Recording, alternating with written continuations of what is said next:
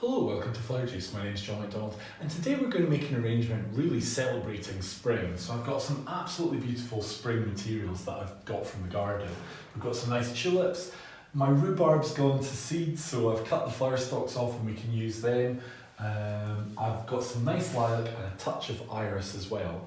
So what we're going to make today is we're going to make an easy, relaxed spring design. Now, initially I thought I would use this container. This container is actually the base for a Christmas tree. It had a metal stand insert as well, and it's perfect for this mechanic that we're going to use. This is one of our wire bricks. I'll put the link in the video description to show you how to make this if you haven't already seen it. It's very, very simple. It's basically plastic coated wire. You make yourself a frame and you can use it again and again and again. So this is great if you're putting it, especially in a dish like this where you've got a deep water source. Absolutely fantastic. Great for places like churches where you're regularly making designs and then the designs get broken down and you need to make new ones a week later. So maybe not practical for gift work that you're giving away, because this does take a little bit of work, but for general consistent work that you're always making, then these are absolutely brilliant. So in a deep dish like this, brilliant, you've got a great water source, but what I want to use is I want to use more of a shallow tray. So I've got this beautiful plate that I bought at a craft fair, and what's nice about that is it's got a little bit of weight. So we're going to use our frame on there, but I need to attach that. So we're going to use a little bit of floral tape to do that. Now, the one thing about mechanics is you want your mechanics to be really secure. There's no point in us putting flowers in this frame and then find that because there's maybe an imbalance in the actual flowers physically, not visually, but physically, that they tend to fall over. So just by taping it in, that's absolutely secure and it's not going anywhere. I like to go around and then come back on myself at least a little good bit, and then I know that that's good.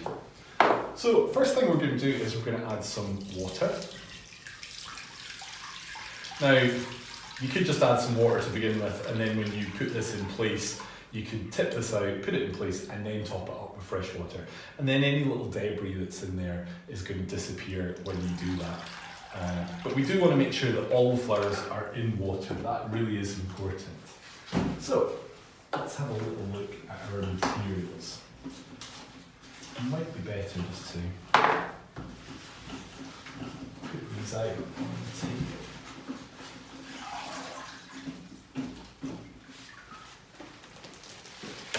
As I say, I've got this rhubarb. I mean, it's no use on the rhubarb, and it will take the strength from the rhubarb. I've got these beautiful tulips. The hostas have started to come, so we can use that. A little bit of lamb's ears and some lilac. I also cut some pieces like this of the rhubarb because if I want, I can use that to give me a little bit more foliage. And I've got a little bit of forsythia as well. So, what I really want to do is make a design that I'm going to put on my dining room table. So I want it to be seen from both sides, and I want it to be slightly elongated, and when you're sitting, it's going to look nice. So, it's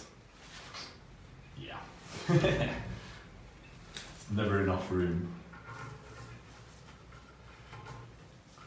We'll just start with some of our foliage first.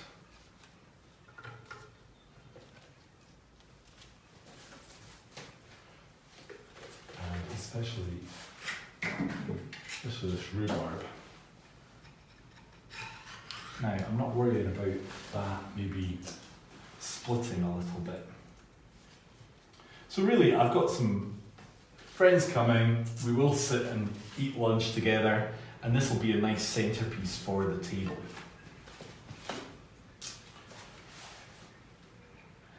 And as I say, it doesn't need to be fancy, it's really just a celebration of spring.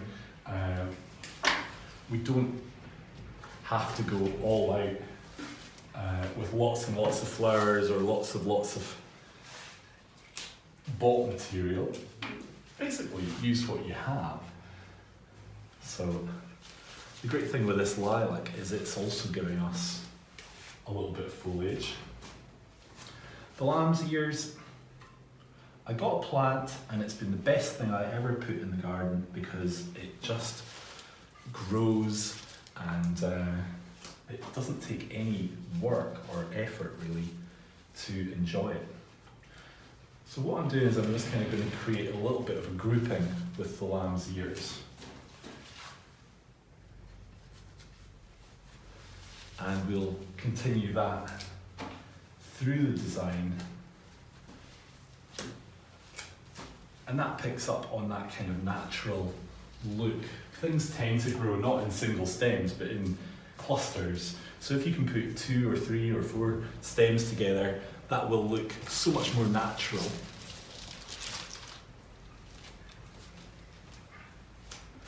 And I think this lighter foliage really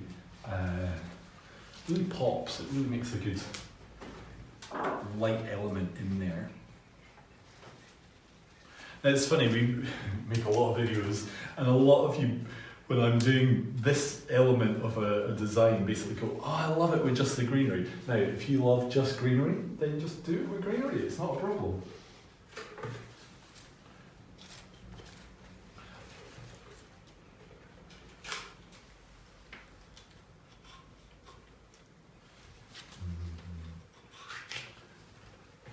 There's nothing that says you have to have flowers.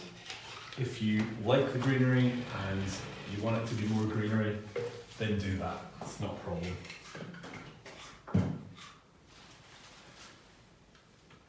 Now, I know that these aren't fitting the frame exactly. I'm not too worried because even if the frame is actually slightly splitting the stem, it's still going into the water and it's still going to be fine.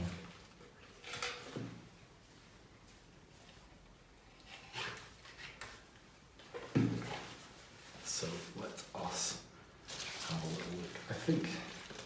I quite like basing things more and then put in your key flowers. So normally we would base with foliage. This lilac actually is also perfect for basing it.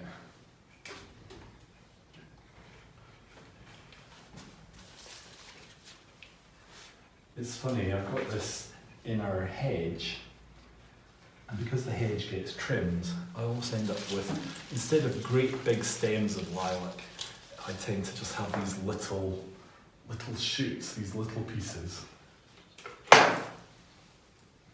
But they're perfect for a smaller design, like a table design. It's really not an issue.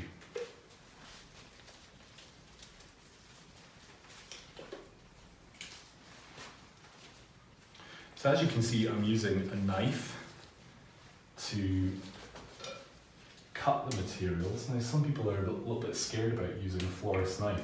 They're very cheap, they're very sharp, but what they do is they give a good clean cut. So if you think about secateurs tend to crush material, so they'll crush the stem and cut it. Whereas a knife, you're going straight through it and it's causing less damage to the stem. So really using a knife, it's faster, you're not putting it down, and you're creating a better cut.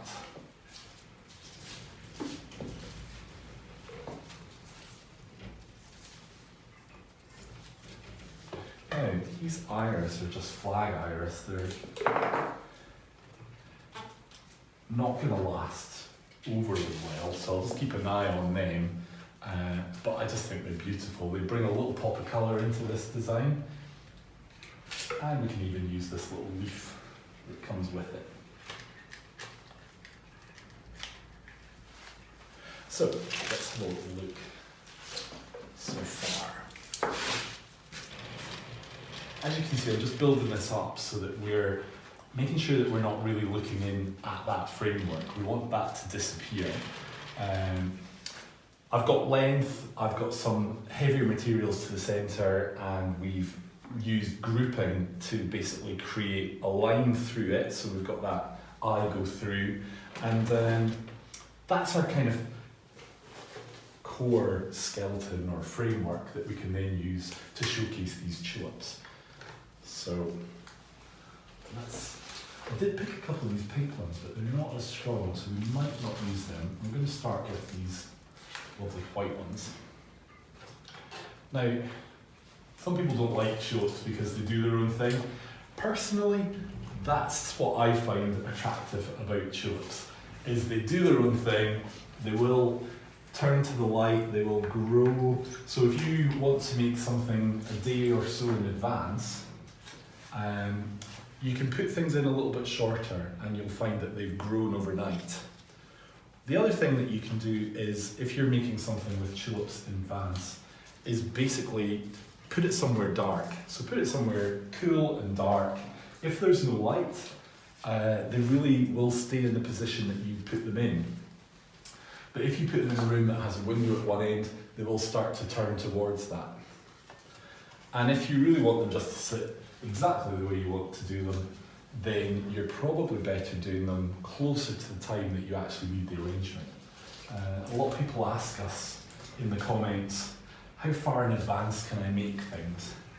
Well, potentially you can make things in advance. There's not really a problem with that, but what I've found is that you tend to lose the freshness that you get from having just created something. So if you're creating something now, this will look totally fresh now. Everything will be sitting as it was arranged, and you can tell that it was freshly made. If I had made this 2 days ago, it will have changed. It won't be looking the way that I wanted it to look.